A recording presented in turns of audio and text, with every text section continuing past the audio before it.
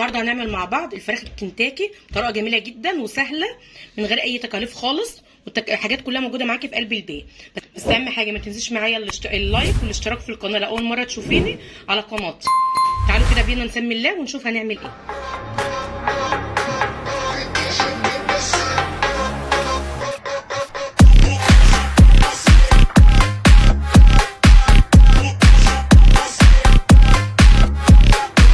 الفرختين هوريكم حالا نقطعهم ازاي التقطيع بتاع الفراخ الكنتاكي. تعالوا كده ما نشوف مع بعض.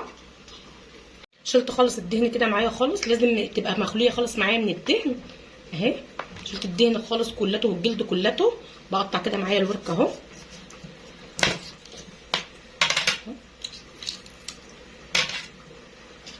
بقطع معايا الورك معايا 3 دي اهي. بجيب دي كده واقطعها كده اشرحها كده.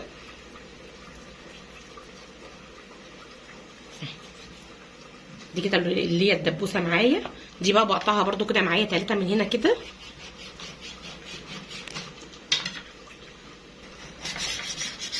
قطعتها كده معايا. اصبح حالا كده الورك معايا 3 قطع معايا هما.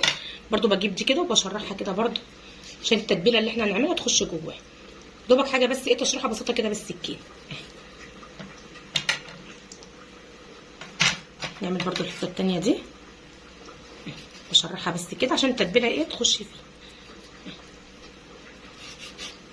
اصبح حالا كده الورك كده جاهز معايا. قطعته 3 قطع، ولو الورك كبير عن كده بنصغر برده التقطيع. دي كده جاهزين معايا. طبعا انا هشوفهم تاني اهو. الصدر برده معايا شلت برده من عليه الجلد كلته واي دهن فيه خالص بشيله بنضفه كده معايا. هقطع برده الصدر معايا 3 برده كده 3 قطع. ده قطعه اهي ودي برده اهي 3. بسيبها طبعا بعضمها بشرحها بس كده بالسكينه عشان برده التتبيله تخش فيها. دي كده قطعه جهزت معايا والتانيه برده اهي بسيبها برده بعضمها وحاجتها. والتالته برده معايا. اصبح حالا كده معايا الصدر 3 قطع برده بشرحها كده عشان التتبيله برده تخش جوه. دي كده جاهزه معايا. بقطع بقى الكميه بتاعتي كلها بنفس الطريقه دي. الفراخ دلوقتي خلاص معانا بعد ما خلصناها تقطيع كلها كده خلاص جاهزه معايا اهي. تقطيعها زي ما انت عايزه كده. دي كده خلاص. طبق معايا كده في قلبه شويه ميه حلوين. جبت معايا معلقه كبيره من البابريكا، معلقه كبيره من مرقه الدجاج الفوريه، معلقه توم بودر، معلقه بصل بودر، ودي بهارات من بتاعه الفراخ الكنتاكي، ودي شويه كزبره على كمون. بجيبهم كده معايا في قلب الميه واقلبهم جامد كده معايا. واحط عليهم معلقه كبيره من السكر. ده اساسي للفراخ الكنتاكي. حبه سكر حلوين كده. طبعا الملح معايا معلقه حلوه كده برده من الملح حسب برده كميه الفراخ بتاعتك. قلبتهم خلاص كده معانا زي ما انتم شايفين. هجيب بقى كده الفراخ فيها. احط الفراخ فيها عشان تتبل. كميه الفراخ كلها بقى اللي معاكي. طبعا كان معايا فرختين قطعتهم زي ما انتم شايفين كده. اجيبها كده كلها. تحط بقى في التلاجة بتقعد لها مثلا حوالي ساعة او حاجة في قلب التتبيلة دي في قلب التلاجة.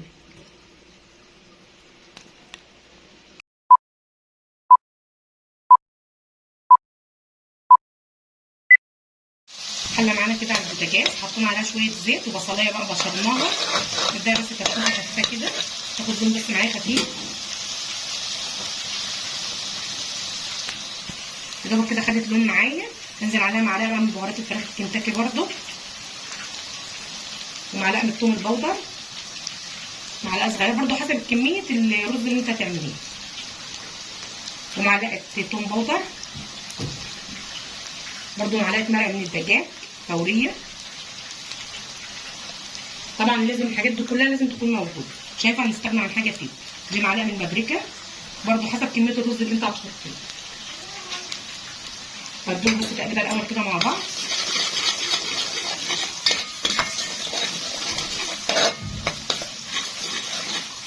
ده بقى صويا صوص باخد منه برده ايه معلقه كبيره كده.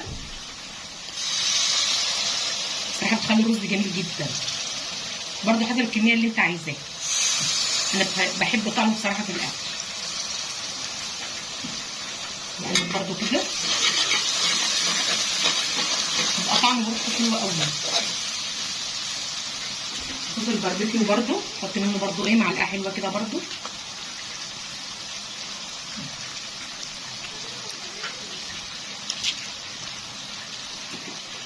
كل ده كده بديله تقليبه حلوه. وانزل عليه بقى بشويه ميه.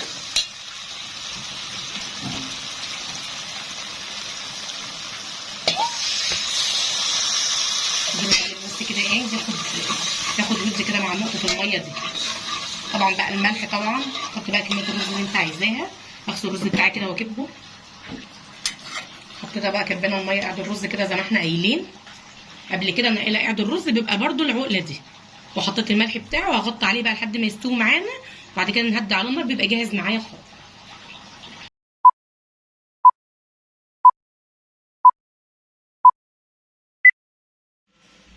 ده دلوقتي الدقيق معايا. واحط عليه شويه كده من النشا. واحط عليه بقسماط حار او بارد بقى زي ما انت عايزه. ده انا مستخدمه ده معايا بقسماط حار فيجيتار. ده فيجيتار حار. واحط بقى عليه التوابل. كوبايه الفيجيتار عليها كوبايتين دقيق عليها كوبايه من النشا. ده بقى توم باودر معلقه حلوه كده. طبعا انت ممكن تعملي الخلطه دي وتعينها عندك ووقت الاستخدام تاخدي منها بصباش اي حاجه. دي معلقه بصل باودر. حطينا كده معلقه توم باودر ومعلقه بصل باودر. دي معلقه من الكزبره. معلقه من الكمون. طبعا اهم حاجه بقى البهارات بتاعه خلطه الفراخ الكنتاكي اهي. حط منها معلقتين كده كبار هي اللي بتدي طعم للاكل. دي معانا معلقه مرقه دجاج فوريه. حط كده معلقه كبيره برده خليها طعمها حلو. معلش اذا كنت بقى استخدمت مرقه الدجاج هي لازم في قلب الوصفه دي مرقه الدجاج. دي بقى معلقه كبيره برده من البابريكا. انا اصلا بكتر الخلطه دي عندي وبعينها عندي في قلب التلاجه بصباش اي حاجه. معلقه طبعا من الملح ما حدقش قوي لان انا حاطه قبل كده ملح في التتبيله التانيه. بقلب بقى طبعا الخلطه دي كويس جدا معايا. لازم كل المكونات كلها تخش في بعضها. طبعا الفراخ الكنتاكي لازم السكر بس انا حطيت السكر في التتبيله التانيه فما احطهاش في دي. ده الكفر بقى اللي احنا عملناه كده. ببلي فيه كده الفراخ زي ما انتم شايفينها. بلي حتتين 3 الاول كده معانا بعضمها طبعا زي ما قلت ما شلتش منها العظم. تبقى اطعم 1000 مره من بتاعه بره. بجيب بقى طبعا اهم حاجه معايا ميه ساقعه متلجه كده. خلاص اهوت بايدي ديت بقى انفض كده وايدي التانيه نضيفه امسك كده واكب بقى في الميه بالتلج. الميه بالتلج واقوم راجعه تاني وايدي التانيه ديت اللي كانت معكوكه واعمل بها كده اتكه كده عشان الكفر يلزق فيه.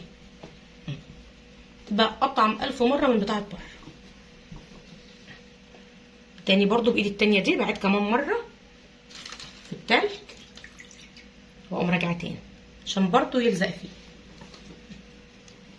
عايزه اوريكم بقى شكل الفراخ الاول كده. شايفين التدريجه بتاعتها الدراجه عامله ازاي. اللي ما انزلها بس كده معايا طبعا زيت سخن بقى وانزل كده بيه. كام حته كده اللي عملناهم. طبعا ما بعملهاش الطاسه قوي عشان دي بتحب تاخد وقت كده في التسويه. دقيقه كده بالظبط وبعد كده بهدي عليها البوتاجاز خالص كده نار وسط واسيبها تستوي بقى معايا. تطلع معانا مقرمشه وجميله قوي. هنشوفها كده مع بعض بعد ما كده خلاص جاهزه معانا. وده الرز اهوت بقدمه معاكم. بس بقى طبعا شويه صوص من الباربيكيو كده خلي طعمه جميل قوي. شايفين بألف هنا وشفا. كده خلاص فيديو النهارده خلص. اتمنى ان هو يعجبكم وان شاء الله كده تجربوه. تكتبوا لي بقى في قلب التعليقات. شايفين القرمشه تحفه جميله جدا. بألف هنا وشفا. اتمنى ان انتوا تجربوها. تكتبوا لي في قلب التعليقات. والسلام عليكم ورحمه الله وبركاته.